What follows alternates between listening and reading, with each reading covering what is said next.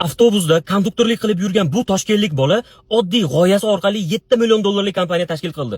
Gap shundaki, Shahzod ismli bola avtobazada dispetcher bo'lib ishlaydi va u avtobus shofyorlari va konduktorlar pul o'g'irlayotganini payqab qoladi. Shunda bu bola o'zi konduktorlik qilishga qaror qiladi va tushunib yetadiki, haqiqatdan ham avtobus shofyorlari va konduktorlar birgalikda pul berkitayotganini sezib qoladi. Shunda bu bolada ajoyib g'oya paydo bo'ladi. Ya'ni avtobusga chiqqan odamlarni sanab beruvchi aqlli kameraga asoslangan dastur ishlab chiqish. Bu loyihani amalga oshirish uchun Shahzodda yetarli mablag' bo'lmaydi, lekin dadasi birinchi investorlik vazifasini bajaradi va bu loyiha muvaffaqiyatli ishga tushadi va haqiqatdan ham avtobusdagi 25%, 30% o'rinlarni bu loyiha orqali oldini olishadi.